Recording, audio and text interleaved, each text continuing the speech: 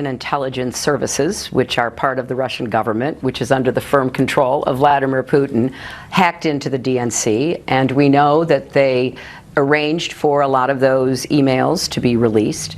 And we know that Donald Trump has shown a very troubling willingness to back up Putin, to support Putin. You know, the more I hear this garbage, the more sick I get. You know, there's the woman who has put so many lives at risk, has acted so negligently with our top secrets, and she's standing there and say, well, you know, Russia did this, and Trump and Russia, and if Putin likes Trump, yeah. When this woman, in the minds of a lot of people who have much more legal knowledge than I, should be in jail for what she did. Joining us now, stay tuned here because you're going to be riveted, okay? An exclusive right now with Bill Binney, former U.S. intelligence official, having spent 30-plus years with the NSA, the National Security Agency, is now a whistleblower, quote-unquote, and believes that the agency has all of Hillary Clinton's, quote-unquote, lost emails. Bill, welcome, sir.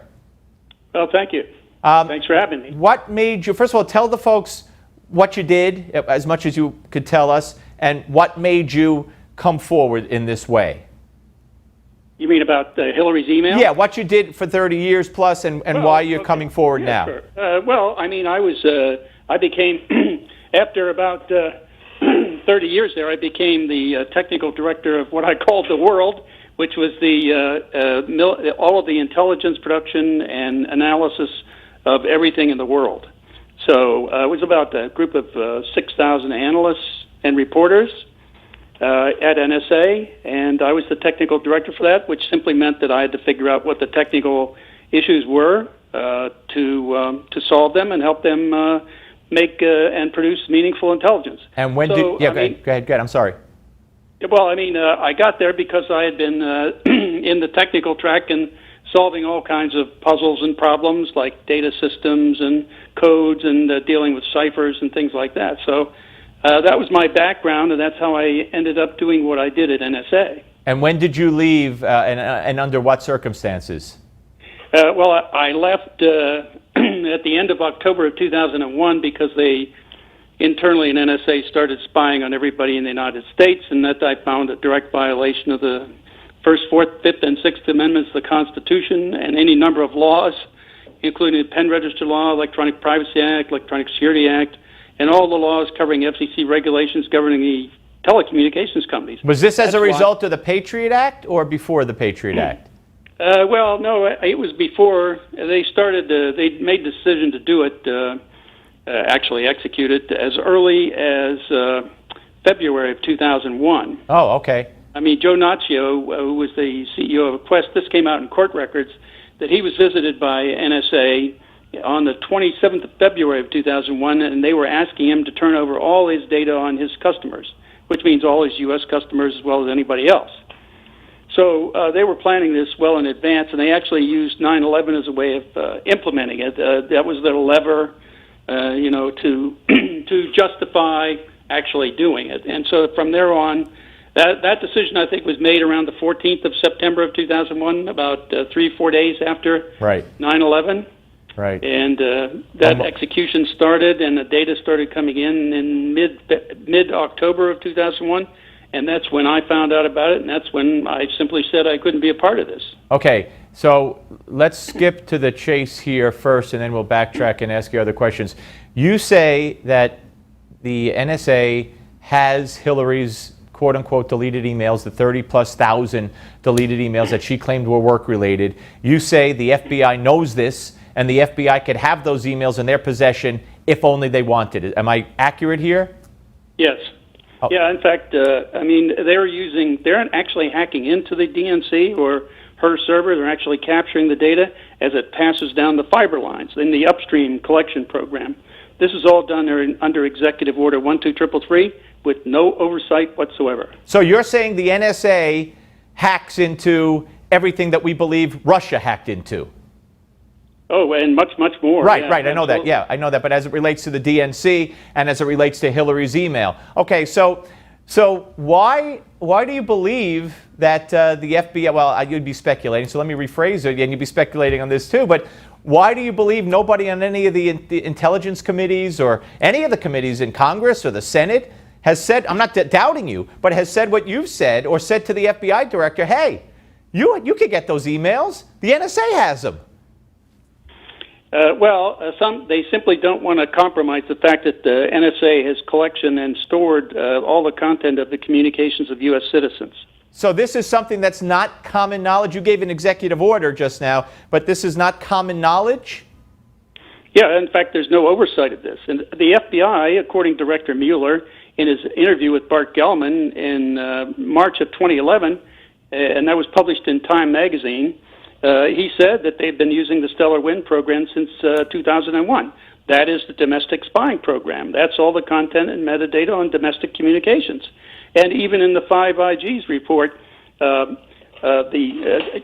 Cheney's lawyer, Addington, had told Hayden in the first 45 days before the first renewal of the program, which would have been in late November of 2001, he told him that the president's order had authorized NSA to collect content as well as metadata on domestic communications. That was the order. All right, that was the order from Bush. So I just want to, because I just want to know for my own sake and certainly the viewer's sake, and I'm not doubting anything you're saying, I'm just trying to clarify it in my own layman's mind.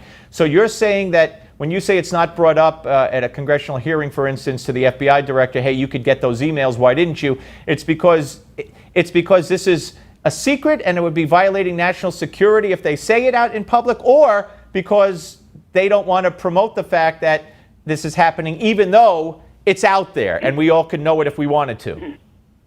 Well, I look at it a little bit differently. It's not a violation of national security. It's a violation of the Constitution. No, I understand that. So there's nothing holding back a congressman at the hearing with the FBI director from saying what you're accusing them of, and saying, hey, you're capable of seeing every single email Hillary deleted. Why don't you go to the NSA? That would be perfectly acceptable under the law if a congressman said that to the FBI director at a public hearing. Yes. Okay, that I wanted to make. Okay, now let's move on.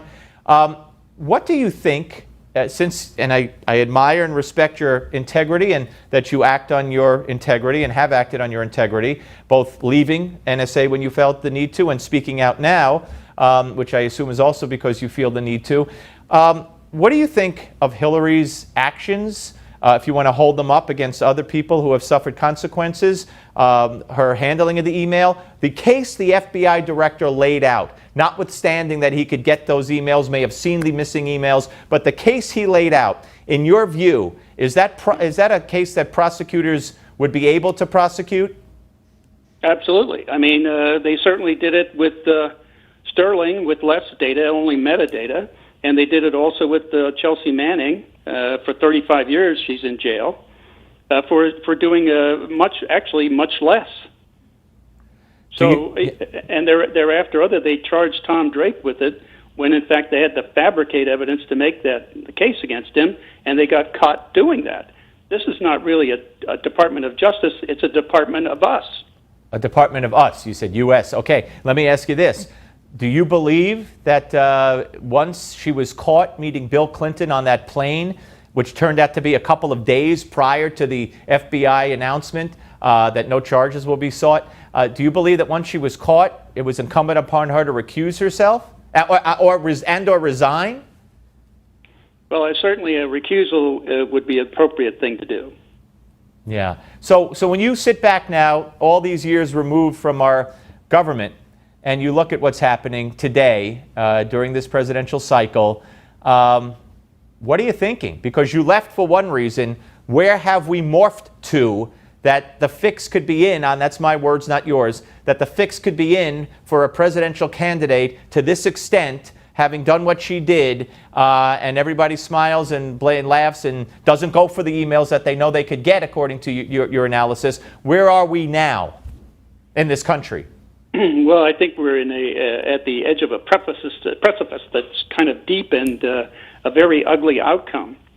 That is, for Bernie Sanders, obviously he was given the short end of the stick from the very beginning. So that was a fix from the beginning there. So we're looking at, what Hillary is doing recently is just raising things that are not issues and trying to scare everybody into thinking that big bad Russians are involved. Well, I mean, that's something you have to prove. Now, let me give you a little basic information on the capacity of NSA. I got to tell you, we're going to have to hold that for the next time. You've been fascinating. I hope you'll come back, and thank you very much, sir. Sure. All right. Thank you for your time. Appreciate it. Folks, if you watch Newsmax TV on DirecTV, I got to tell you, we're moving. We're moving to channel 366 in another week. You can begin watching us there now. So check us out on 366, where we welcome in new viewers from Jewish Life Television. All right, 366, check it out, Jewish Life Television. Up next, more of your calls, plus Gimme 5. Fascinating conversation. Don't go away.